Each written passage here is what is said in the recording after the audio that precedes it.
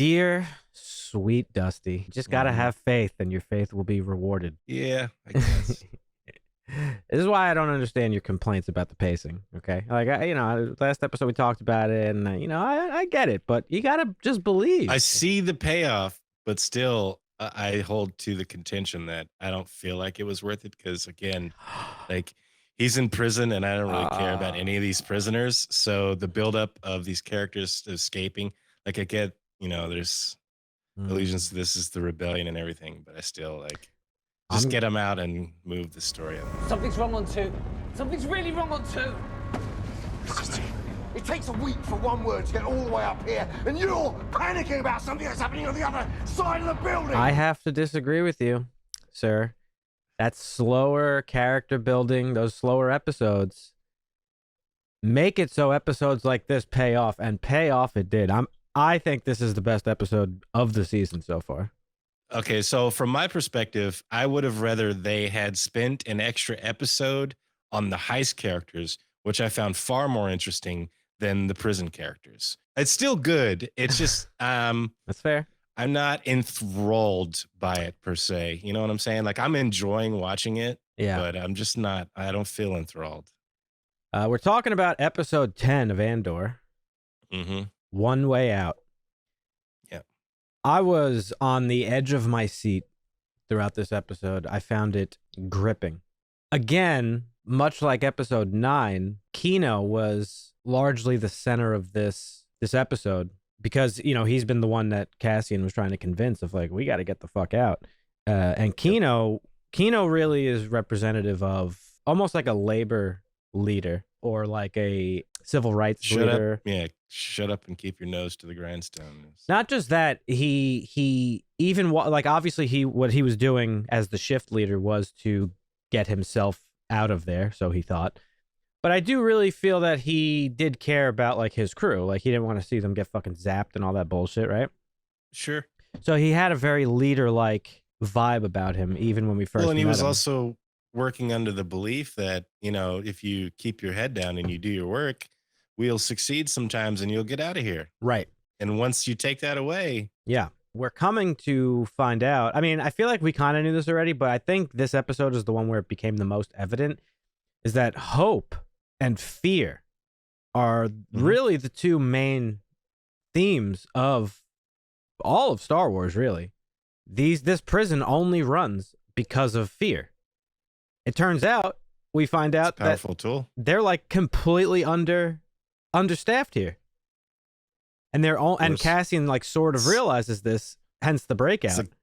Government efficiency is atrocious. It's egregious. Right now they're afraid. Afraid of what? They just killed 100 men to keep them quiet. What would you call that? I'd call that power. Power doesn't panic. But like fear, and it goes back to even the original Star Wars. Fear will keep the local systems in line.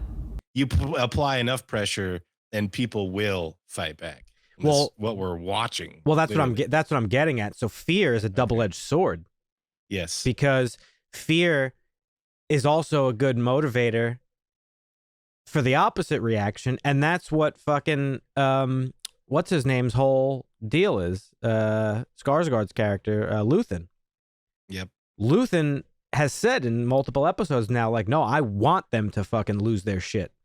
Like he's trying to really poke the beehive here because he wants to show the galaxy that no, the fucking Empire is like bad, and when they get desperate, they'll show you how bad they really are. I had compared this prison to the prison in The Dark Knight Rises. How the prisoners just have to like stare up at this fucking.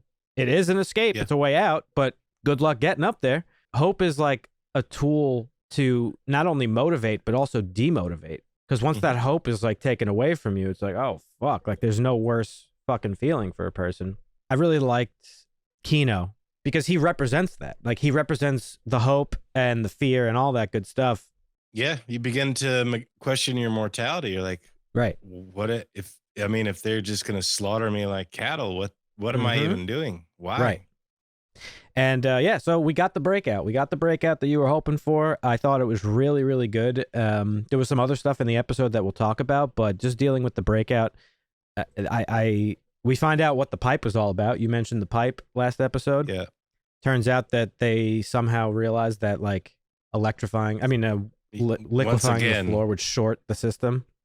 The engineers failed the Empire. Right. Let's build a water prison and electrify everything, and any little bit of water. It is cool that it was like a hydroelectric plant, though. Like it was all running on hydroelectricity. Yeah. So at least the Empire is into clean energy, clean and renewable energy. At least they got that going for them. Kino was, I really liked his character, honestly. I hope we see him again. It doesn't seem like we will. That beginning part of the episode, watching him sort of come to terms with his fate was like pretty heartbreaking. And like that moment right before he's like, all right, let's fucking do this. Like he's still kind of like gripping with it. Like, and it took, Cassian to sort of like nudge him along. And that wouldn't be the first time we saw that. Cassian nudged him along too later on when they get into the control room, which by the way, that control room, most Star Wars shit ever. Mm-hmm. Fucking just blinky lights everywhere and dots and sounds and shit. So good. Yeah, Cassian tells him like, yo, get on the fucking mic. Hype the people up. You're the leader. You've been doing this shit for years. You know how to fucking lead. And he gives this speech that again is very reminiscent of like a labor leader or a civil rights leader or something like that. And he's fucking telling the prisoners, we got control of this fucking place. It has to be you. Come on, Kino. You do this every day. Tell them what to do. If we can fight half as hard as we've been working, we will be home in no time. One way out. One way out. And I don't know if you realize this, but thank you to Ryan Airy. Shout out to Screen Crush.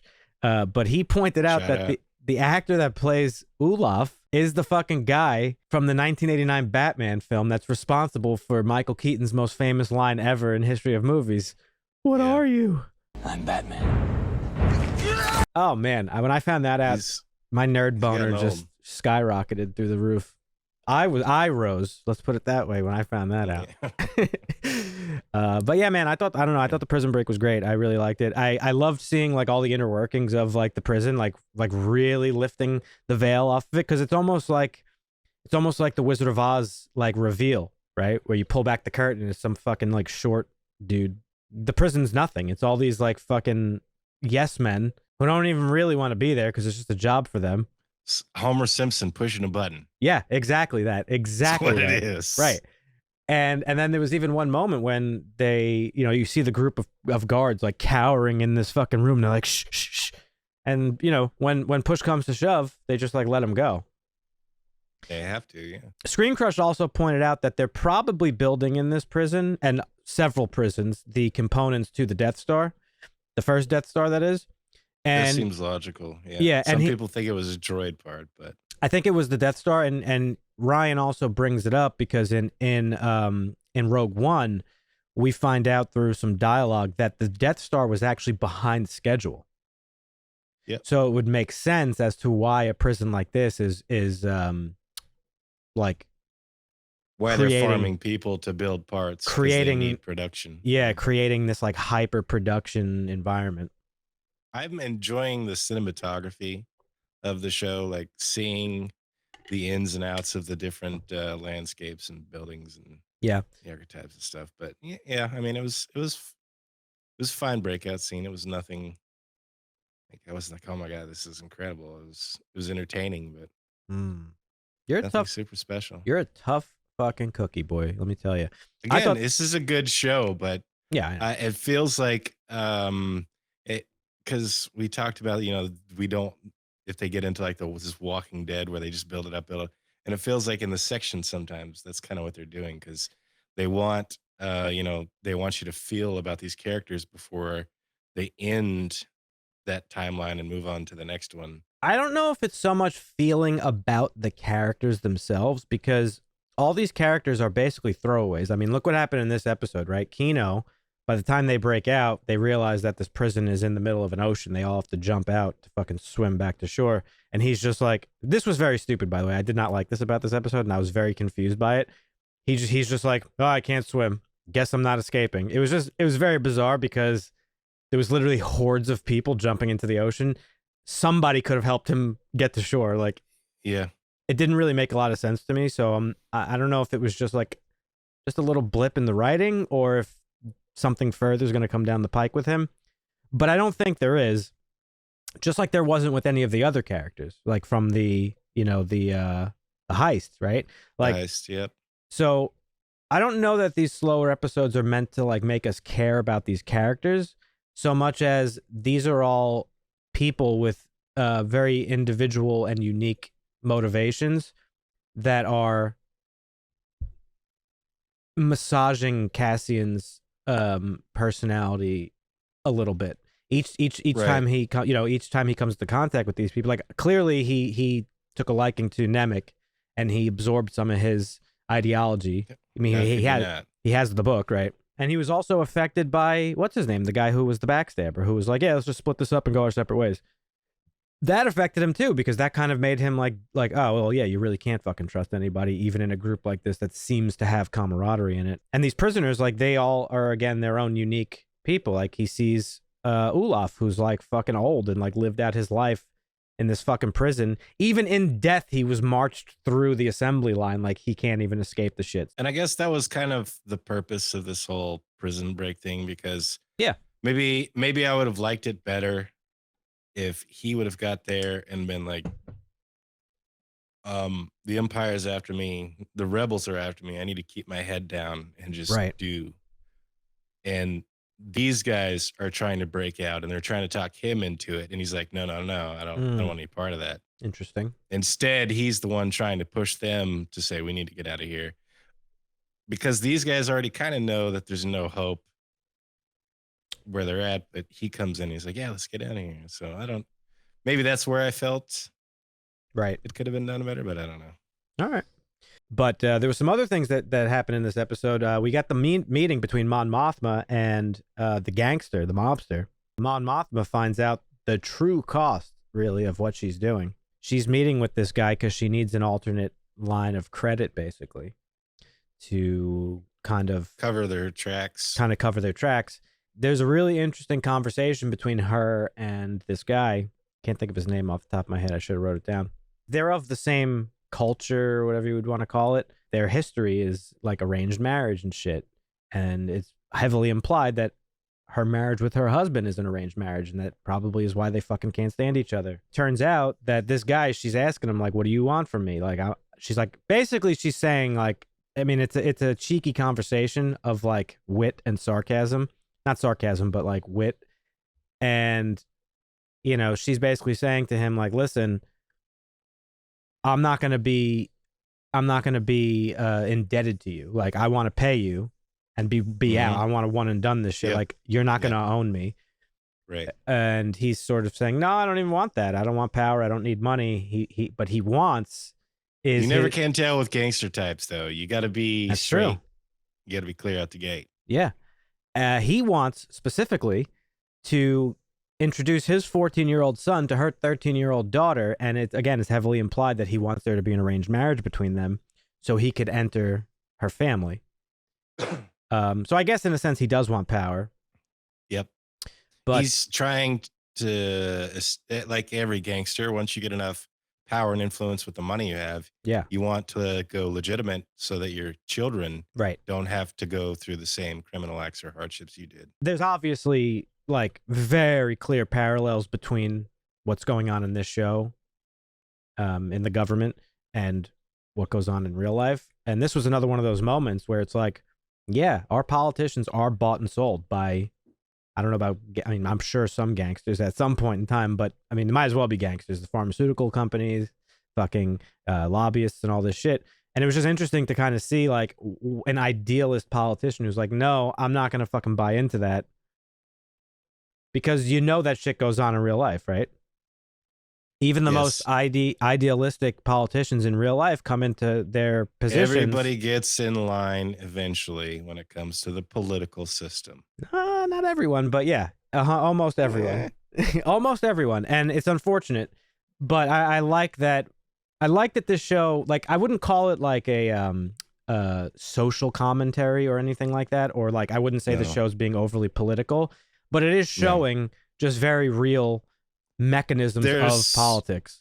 There's some clear parallels, as there should be, because I mean, when you want to think about how would a system like this work, it's not just other people, it's other species and aliens and stuff. Right. You're still going to have politics and conflicts and infighting and outfighting and all this stuff. So you have to parallel a little bit so people could kind of relate to it. But yeah, I mean, I don't know. We've got 2 episodes left. Yes, sir. What is your predictions of what are we going to get? Because he's out of prison now, and we are getting a season 2. Starts production this month. Well, that's actually, what makes, which is crazy. well, but We're going to get a season 2, and that's going to lead into Rogue One. So Yeah. what is your prediction for the end of season 1? 2 more episodes. See, I don't know. I was under the assumption that this was going to be a one and done season, one and done series. A limited series, yeah. That Dan Gilroy said was going to, Tony Gilroy said was going to lead just directly into Rogue One. Right. So now I'm confused, and I don't know if there was a plan for a second season. Then I thought to myself, when you mentioned it on our podcast, I was like, oh, well, maybe this show's just doing better than they thought, so they're fast-tracking a second season. But then I'm like, well, I thought the show was reported to not be doing that great. You're a bigger fan of the show than I am, and I have a prediction for what's going to happen in the next 2 episodes. I'm a big fan of the show. I think that this is the best thing, Star Wars related thing that we've had since Rogue One. I think it's better than, I like Mandalorian. Who doesn't? This is a better show than that. This is way better than fucking Book of Boba Fett. Way better than fucking that other dog shit show we haven't talked about really. Obi-Wan. It's better than the fucking trilogy, the new trilogy. It's fantastic, I think, and I'm really liking it. But yeah, no, I don't have any prediction. What's your prediction? Now that he's escaped, he's got to try and find a way back to the money in the book. Yeah. So there'll be an episode where he figures that out, and then we've got 1 episode left. I think we may get a flashback where we find out what actually happened to him and his sister. Right. And we get the full story of that, and then we get a cliffhanger where something crazy. It's gonna be a Walking Dead style cliffhanger, I feel, since they're doing a season 2 and they're doing it so soon. Well, like something is gonna happen to him, and you're like, God damn it, this is the end of the season. I guess I have a prediction, but it's not really much of a prediction because they're telegraphing it like pretty fucking hard. But they've mentioned now several times it's like a huge plot, actually. It's a huge plot point that they're doing it in a very weird and confusing way. But the ISB has set up a trap for Krieger, who is a pilot that works for Luthen. We don't know who Krieger is. We only know him by name.